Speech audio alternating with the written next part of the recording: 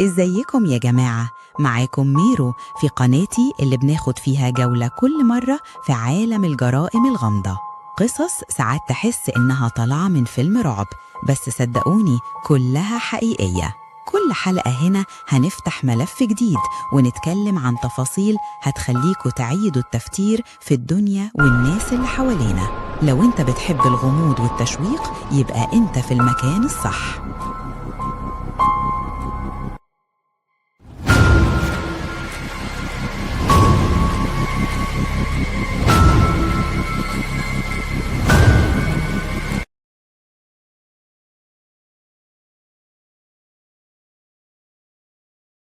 تخيل انت واقف جوه الكهف، الصخر قريب من وشك، قريب قوي، والضلمة حواليك مش سايبة مساحة للتخيل ولا حتى للتنفس. انت داخل نوتي باتي كيف اللي ناس كتير قالت عليه مغامرة، بس محدش قالك إحساس إن الأرض نفسها تقرر إنك خلاص مش هتطلع. الساعة كانت داخلة على نص الليل والبرد ماسك، بس العرق نازل، مش من مجهود، من خوف. جون إدوارد جونز كان قدامك، شاب عادي، ضحكته لسه في وداني، بيتحرك واثق، فاكر الطريق، فاكر إنه مسيطر. وإنت سمعته بيقول أعتقد ده الممر الصح. ثانية، خطوة، وجسمه زحف لتحت، وفجأة كل حاجة اتغيرت. صوته بقى مكتوم، حركته بقت أبطأ، وإنت شايف جسمه مقلوب، راسه نازلة، والكهف بيبلعه حتة حتة. حاول يرجع والصخر قلق، حاول يتنفس والهوا خان، وإنت واقف مش عارف تعمل إيه غير إنك تعد الثواني وتسمع النفس وهو بيقل. كل دقيقة كانت بتشده أكتر، مش بس لجوه الكهف، لأ، لجوه مصير ملوش رجوع. فرق الإنقاذ وصلت، صوت الحديد، الحبال، الأوامر، الأمل اللي بيطلع ويقع في نفس اللحظة. وإنت واقف هناك حاسس إننا كلنا محشورين معاه، مش هو بس، لأن الحقيقة مش إن جون دخل ممر غلط، الحقيقة إن الكهف قرر يخلي النهاية هنا. وقتها فهمت إن نوتي باتي كيف مش مجرد مكان، ده اختبار، وأحياناً الطبيعة بتنجح وإحنا اللي بنخسر. ومن اللحظة دي القصة ما بقتش عن جون بس، بقت عن أي حد فاكر إنه يقدر يدخل أي مكان ويطلع منه عادي.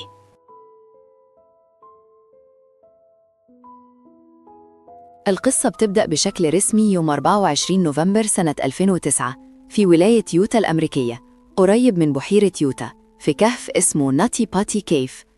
الكهف ده كان معروف وسط هواة الاستكشاف والمغامرات، وسمعته إنه كهف ضيق جداً، مليان ممرات متشابكة وبعضها خطر، لكنه رغم كده كان مفتوح للزيارة في الوقت ده، مع تحذيرات كتير من خطورته. بطل القصة اسمه جون إدوارد جونز، شاب أمريكي عنده 26 سنة، متجوز وعنده طفلة صغيرة، ومراته كانت حامل وقتها في طفلهم التاني. جون كان شخص عادي جداً، مش مغامر متهور ولا حد بيدور على شهرة، بالعكس هو كان دارس هندسة وشخص هادي، وسبق له الدخول في كهوف قبل كده، يعني مش أول مرة يجرب. في اليوم ده جون كان خارج مع شوية من أقاربه وأصحابه ومنهم أخوه، وقرروا يدخلوا الكهف كنوع من المغامرة الخفيفة. الدخول نفسه كان قانوني ومفيش أي كسر قواعد أو اقتحام. الكهف من جوه مش زي الكهوف اللي بنشوفها في الأفلام، مفيش مساحات واسعة ولا قاعات كبيرة، هو عبارة عن ممرات ضيقة جداً، بعضها عرضه أقل من 45 سنتي، وفي أجزاء لازم تسحب فيها على بطنك وأجزاء تانية تنزل فيها لتحت بزاوية حادة. من أشهر الممرات جوه الكهف كان ممر اسمه إدز بوش، وده ممر معروف إنه صعب وخطر ومش مناسب لأي حد مش خبير قوي. جون كان ناوي يوصل لممر تاني قريب منه، لكنه للأسف دخل ممر غلط وكان فاكر إنه إدز بوش، لكنه في الحقيقة كان ممر أضيق وأخطر بكتير. الممر ده كان بينزل لتحت بزاوية حادة، ومع كل حركة جسمه كان بينزلق أكتر لتحت. جون دخل الممر براسه الأول، وده في حد ذاته كان قرار خطير جداً، لأن الرجوع في الوضع ده بيبقى صعب. في لحظة معينة جون حاول يغير وضعه ويرجع، لكنه اكتشف إن صدره وكتافه اتحشروا. كل ما حاول يتحرك جسمه كان بينزلق أكتر لتحت بدل ما يطلع. بعد ثواني قليلة بقى واضح إنه محشور تماماً ومش قادر لا يتقدم ولا يرجع. أخوه حاول يساعده، لكن الممر كان ضيق لدرجة إن مفيش مساحة لشخصين. الموضوع خرج عن السيطرة بسرعة، واتصلوا فوراً بفرق الإنقاذ والطوارئ. فرق الإنقاذ وصلت للمكان، وبدأت واحدة من أطول وأصعب عمليات الإنقاذ في تاريخ الكهوف.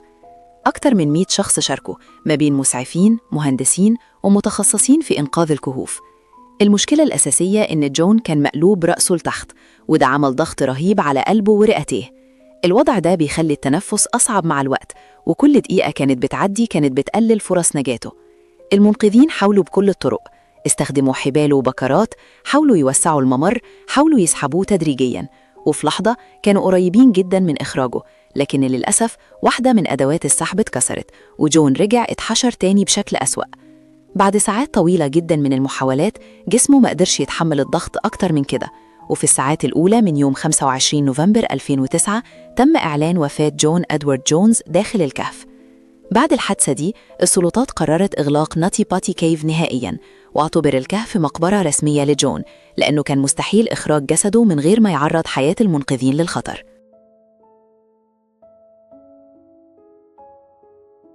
بعد ما فرق الإنقاذ وصلت لمكان جون جوه الكهف، الوضع كان باين من أول لحظة إنه مش إنقاذ عادي. المشكلة ما كانتش بس إنه واحد محشور، المشكلة إن المكان نفسه عدو. جون كان محشور في ممر ضيق جدا، عرضه أقل من نص متر، وجسمه داخل بزاوية مقلوبة تقريبا 90 درجة، راسه لتحت ورجليه لفوق، وظهره مضغوط في سقف الممر، وصدره متضغط من الأرض. المنقذين اكتشفوا حاجة خطيرة جدا: كل دقيقة بتمر الضغط على قلبه ورئتيه بيزيد، وده بيعمل حاجة اسمها positional asphyxia، يعني الجسم نفسه بيمنع التنفس الطبيعي بسبب الوضع الغلط. جون كان لسه واعي، بيتكلم بس صوته ضعيف، كان بيقول إنه تعبان وإنه مش قادر ياخد نفسه كويس. المنقذين كانوا بيحاولوا يطمنوه طول الوقت، عشان الحالة النفسية في الوضع ده بتفرق جامد. أول خطوة كانت إنهم يحاولوا يثبتوا جسمه عشان ما ينزلقش أكتر. ثبتوا حبال في رجليه وخصره، وبدأوا يركبوا نظام بكرات معقد جدا، لأن مفيش مساحة يتحركوا بحرية. المشكلة التانية إن أي حركة غلط كانت ممكن تزوده حشرة أكتر، أو تسبب كسر في ضلوعه، أو توقف نفسه نهائياً. عشان كده كل خطوة كانت بتتاخد ببطء شديد. في مرحلة من المراحل قدروا يرفعوا جسمه شوية سنتيمترات، ودي كانت لحظة أمل كبيرة. الكل افتكر إن خلاص الموضوع قرب يخلص، بس هنا ظهرت المشكلة الأخطر. الممر اللي جون دخل فيه كان ضيق لدرجة إن صدره ما كانش ينفع يطلع إلا لو اتوسع المكان، والتوسيع ده معناه حفر في صخور صلبة، وفي مكان ما فيش فيه مساحة لأدوات حفر تقيلة. المنقذين حاولوا يعملوا توسيعة بسيطة بأدوات يدوية، بس أي اهتزاز كان بيخليه ينزلق لتحت أكتر. جون في الوقت ده بدأ يفقد تركيزه، تنفسه بقى أبطأ وصوته أضعف. واحدة من أخطر اللحظات كانت لما أداة السحب الأساسية اتكسرت فجأة، والحبل فقد الشد، وجسم جون نزل لتحت تاني واتحشر أعمق من الأول. اللحظة دي كانت صدمة لكل اللي جوه الكهف، لأن الرجوع لنقطة الصفر بعد ساعات من الشغل كان معناه إن جسمه خلاص وصل لأقصى حد يتحمله الإنسان. المنقذين حاولوا يعيدوا المحاولة، بس المؤشرات الحيوية لجون كانت بتقول إن الوقت خلص تقريباً. في آخر الساعات جون بقى مش قادر يتكلم بوضوح، وكان بياخد أنفاس قصيرة جداً، وبدأ يفقد الوعي تدريجياً. القرار كان صعب، بس الحقيقة كانت أقصى. الإنقاذ بقى شبه مستحيل من غير ما يموت المنقذين نفسهم. في النهاية، وبعد أكتر من 27 ساعة من المحاولات المتواصلة، تم إعلان وفاة جون إدوارد جونز داخل الكهف. اللي حصل ما كانش فشل إنقاذ بس، كان لحظة إدراك إن الطبيعة ساعات بتكسب مهما كان الإنسان ذكي أو شجاع. بعد إعلان وفاة جون إدوارد جونز جوه الكهف، كل اللي كان موجود هناك دخل في حالة صمت تقيلة. مش صمت حزن وبس، صمت صدمة، لأن الحقيقة كانت صعبة جداً. جون مات في مكان مستحيل يطلع منه. المرحلة اللي بعدها ما كانتش أسهل من محاولة الإنقاذ نفسها، لأن السؤال الكبير بقى: هنعمل إيه في الجثمان؟ فرق الإنقاذ درست كل الاحتمالات. هل ينفع يتسحب الجثمان؟ هل ينفع يتفكك المكان أكتر؟ هل في طريقة آمنة للمنقذين؟ والنتيجة في كل مرة كانت واحدة: أي محاولة لسحب الجثمان كانت هتعرض حياة المنقذين لخطر حقيقي، وممكن تسبب انهيار أجزاء من الكهف. جون كان في وضع مقلوب، وجسمه اتحشر في أضيق نقطة جوه ناتي باتي، وأي حركة زيادة كانت ممكن تقفل الممر خالص. هنا اتاخد القرار الأصعب: ترك الجثمان في مكانه. القرار ده ما اتخدش بسهولة ولا بسرعة. اتناقش مع العيلة ومع خبراء كهوف ومع الجهات الرسمية، وفي الآخر الكل اتفق إن الكهف نفسه بقى مقبرة. تم اتخاذ خطوة غير مسبوقة: إغلاق ناتي باتي كيف نهائياً. مش بس إغلاق عادي، لأ، تم صب خرسانة في مدخل الكهف وتثبيت لوحة تذكارية باسم جون علشان ما يدخلش حد تاني أبداً. الكهف اللي كان معروف إنه واحد من أشهر كهوف الاستكشاف في يوتا اتحول من مغامرة لتحذير. القرار ده عمل صدمة كبيرة في مجتمع مستكشفي الكهوف. ناس كتير شافت إن الإغلاق كان ضروري، وناس تانية شافت إن الكهف جزء من الطبيعة ولازم يفضل مفتوح. بس الحقيقة إن الحادثة دي كسرت فكرة كانت راسخة عند ناس كتير: إن أي مكان ممكن نسيطر عليه بالخبرة والمعدات. رد فعل عيلة جون كان مؤلم جداً. مراته كانت حامل وقتها، وخسرت زوجها من غير ما تقدر حتى تودعه أو تدفنه. جون بقى موجود جوه الكهف، مش كرمز رعب، لكن كذكرى إن الخطأ الصغير في مكان غلط ممكن يبقى نهايته أبدية. من بعد الحادثة دي اتغيرت قوانين استكشاف الكهوف. اتقفلت كهوف كانت بتتزار عادي، بقى في تشديد رهيب على الدخول من غير دليل محترف. ناتي باتي ما بقاش مجرد اسم كهف، بقى قصة بتتحكي لكل مبتدئ. قبل ما تدخل اسأل نفسك: هتعرف تطلع؟ عشان نفهم اللي حصل فعلاً لازم نرجع خطوة ورا، قبل لحظة الحشر نفسها، مش لليلة الحادثة بس، لكن للسنين اللي قبلها. ناتي باتي كيف ما كانتش كهف غامض ولا مجهول، العكس تماماً، كان معروف وسط هواة استكشاف الكهوف في يوتا، وبيعتبروه كهف تعليمي ينفع للمبتدئين والمتوسطين.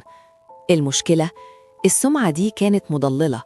الخرائط المتداولة للكهف كانت قديمة، ومتغيرات الكهف نفسه بسبب التآكل الطبيعي ما كانتش متحدثة. ممرات كانت أوسع زمان ضاقت مع الوقت. جون إدوارد جونز كان عنده خبرة، مش محترف عالمي بس مش هاوي ساذج. دخل الكهف قبل كده وكان فاكر إنه عارف المسارات. اللي حصل إن في ممرين متشابهين جداً، واحد اسمه بيرث كانال قناة الميلاد، والتاني ممر أضيق وأخطر. جون كان فاكر إنه داخل الأول، لكن في الحقيقة دخل التاني. النقطة دي بالذات مهمة جداً، ولا حد كان متأكد 100% إن ده الممر الغلط غير بعد فوات الأوان.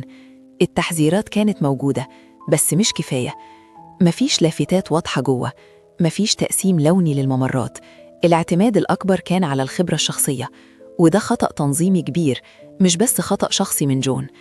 كمان في حاجة ناس كتير بتغفلها: جون دخل الكهف وهو مرهق، وكان داخل بالليل، وده ضد نصايح كتير في استكشاف الكهوف. ليه؟ لأن الإرهاق بيأثر على التقدير، اتخاذ القرار، الإحساس بالاتجاه. يعني العقل بيبقى واثق بس مش دقيق. جون لما حس إن الممر بيضيق افتكر إنها مرحلة طبيعية قبل التوسع، وده شائع فعلاً في كهوف كتير. لكن اللي ما كانش متوقعه إن الزاوية نفسها كانت خادعة، نزول تدريجي وبعدين انقلاب كامل للجسم. في اللحظة دي كان الرجوع بقى أصعب من التقدم. نقطة تانية مهمة: المعدات اللي كانت معاه كانت كافية لاستكشاف مش للإنقاذ. مفيش أجهزة رفع ثقيلة، مفيش دعم تنفس، مفيش خطة بديلة لو حصل انسداد كامل. يعني باختصار، خطأ في تقدير المسار، اعتماد على خرائط قديمة، ثقة زيادة في الخبرة، نظام أمان ضعيف. ولا واحد من دول لوحده قاتل، لكن لما اجتمعوا بقوا وصفة كارثة. الحادثة دي بعد كده خلت خبراء كهوف كتير يعترفوا بحاجة صريحة: ناتي باتي كان لازم يتقفل من بدري، مش لأن الناس مش شاطرة، لكن لأن الكهف نفسه كان بيتغير وما بقاش آمن للزيارات العامة.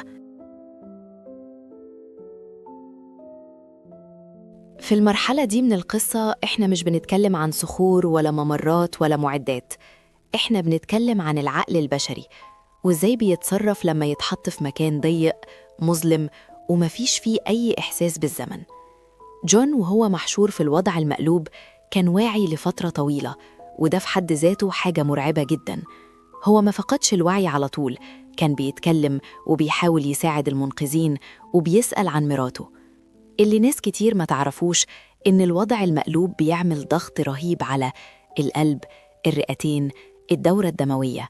يعني حتى لو مفيش إصابة مباشرة، الجسم نفسه بيبدأ ينهار تدريجياً. جون كان حاسس بكل دقيقة بتعدي، بس ما كانش عنده أي تحكم في جسمه. ودي من أصعب الحالات النفسية، إنك تبقى صاحي بس عاجز تماماً. فرق الإنقاذ لاحظت إن حالته النفسية كانت مستقرة نسبياً في الأول، كان بيتكلم بهدوء وبيحاول يطمن اللي حواليه، وده شيء معروف في علم النفس. في لحظات الخطر الشديد العقل أحياناً بيدخل في وضع إنكار هادي، لكن مع مرور الوقت التعب بدأ يبان، صوته ضعف، ردوده بقت أبطأ، نفسه بقى أقصر. في اللحظة دي الخطر الأكبر ما كانش الذعر، كان الاستسلام التدريجي. المنقذين كانوا شايفين التغير ده وعارفين إن الوقت مش في صالحهم، بس في نفس الوقت مش قادرين يسرعوا أي حاجة من غير ما يخاطروا بحياتهم. الحادثة دي فتحت نقاش كبير بعد كده. هل الإنسان وهو في موقف زي ده بيبقى مدرك إنه ممكن يموت، ولا العقل بيحمي نفسه لآخر لحظة؟ شهادات المنقذين بتقول إن جون ما دخلش في حالة هستيريا وما فقدش السيطرة، وده اللي زود وجع القصة، لأن النهاية ما كانتش فوضوية، كانت هادية بزيادة عن اللزوم. من الناحية العلمية، الوفاة حصلت بسبب فشل في الدورة الدموية، ضغط على القلب، عدم قدرة الجسم على ضخ الدم ضد الجاذبية. يعني موته ما كانش مفاجئ، كان بطيء، وده أصعب بكتير. بعد الحادثة علم النفس بدأ يستخدم القصة دي كمثال على حاجة اسمها false sense of control، إحساس زائف بالسيطرة. إن الإنسان لما يكون عنده خبرة سابقة بيقلل من تقدير الخطر حتى لو الظروف اختلفت. جون ما كانش متهور، كان وافط، والثقة أحياناً بتبقى أخطر من الجهل. الفصل ده مهم لأنه بيحط الضوء على حاجة إحنا كلنا بنعملها، نكمل خطوة زيادة وإحنا حاسين إن في حاجة غلط، بس بنقنع نفسنا إننا مسيطرين. وفي أماكن زي نوتي باتي الخطوة الزيادة ما بتبقاش ليها رجوع.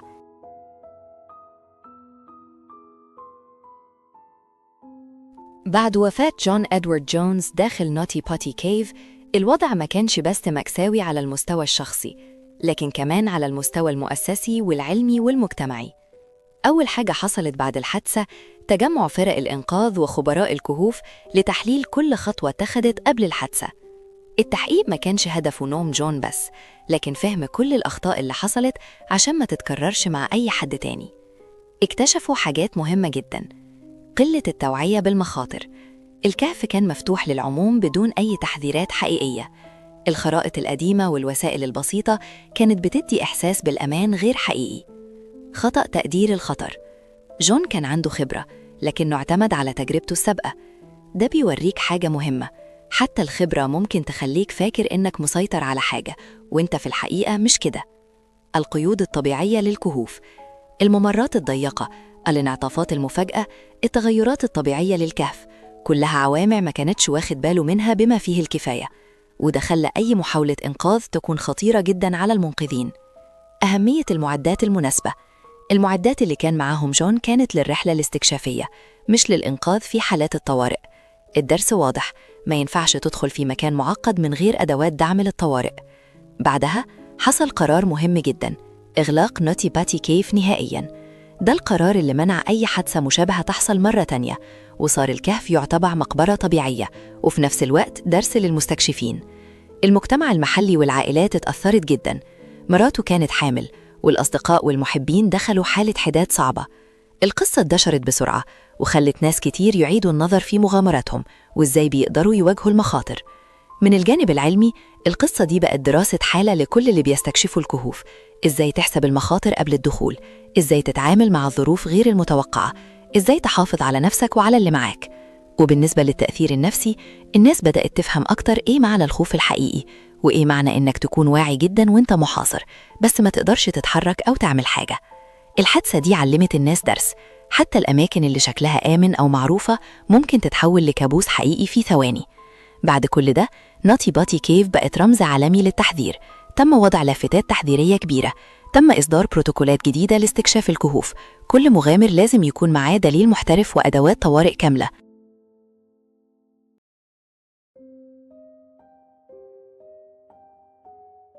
لما نفكر في حادثة نوتي باتي كيف، أول حاجة بتجيلك في دماغك هي الكلمة اللي كل المغامرين ممكن يحسوها: ثقة زايدة. جون إدوارد جونز كان شخص عنده خبرة في استكشاف الكهوف، وكان فاكر إنه قادر يتحكم في الموقف، وكان فاكر إنه مستعد لأي حاجة. لكن الحقيقة إن الثقة دي اتحولت لعقبة. أنا شايف إن اللي حصل جوه الكهف مش مجرد حادثة أو حظ سيء، ده درس عن الطبيعة البشرية نفسها.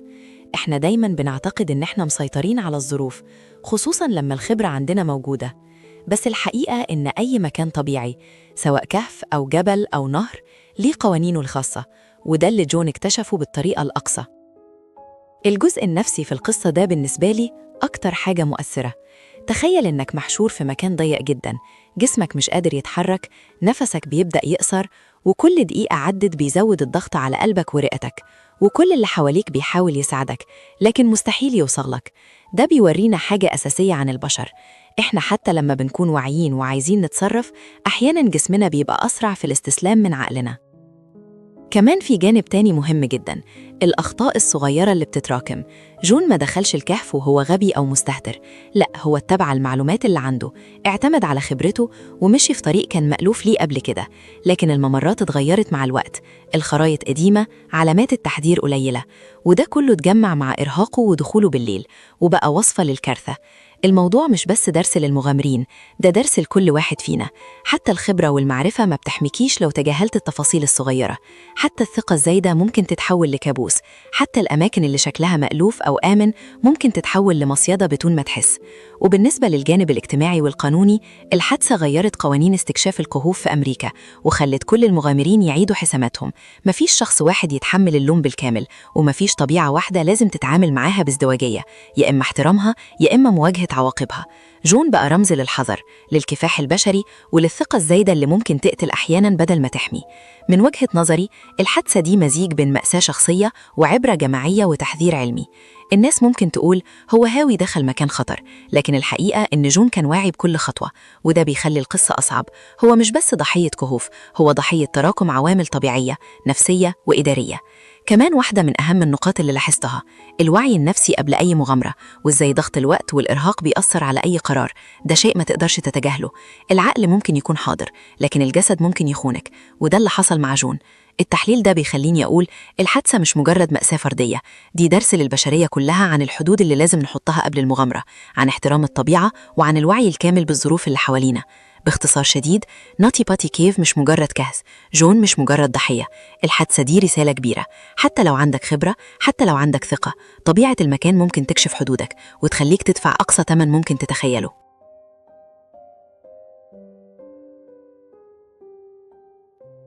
بعد كل اللي شفناه، بعد كل الصعوبة، بعد كل القرارات اللي اتخذت، الحقيقة واضحة جدا.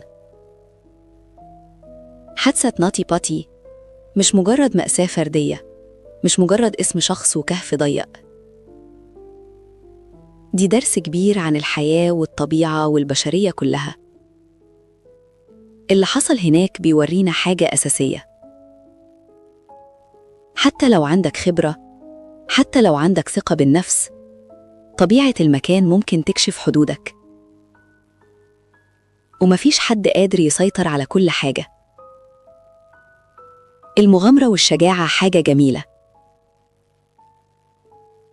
بس لما تتحول للتهور أو الثقة الزايدة، النتيجة ممكن تكون مميتة. إحنا محتاجين نفهم كمان: الإرهاق مش بس تعب، ده بيؤثر على قراراتنا. الضغط النفسي بيخلينا نستهين بالمخاطر. التجربة السابقة مش دايماً كافية، ولازم نراجع المعلومات قبل أي خطوة. الحادثة دي كمان علمتنا درس عن الوعي المجتمعي والتنظيمي. أي مكان مفتوح للعموم لازم يكون فيه تحذيرات حقيقية وواضحة. لازم يكون فيه بروتوكولات للطوارئ، ومفيش حاجة اسمها مكان آمن تماماً بدون احترام للطبيعة. لو حد عنده شغف بالمغامرة، لازم يفهم إن المغامرة مش بس خطوات وخرائط. المغامرة مسؤولية. مسؤولية عن نفسك وعن اللي حواليك. نصايح مهمة من الحادثة: دايماً حضر نفسك قبل أي تجربة جديدة.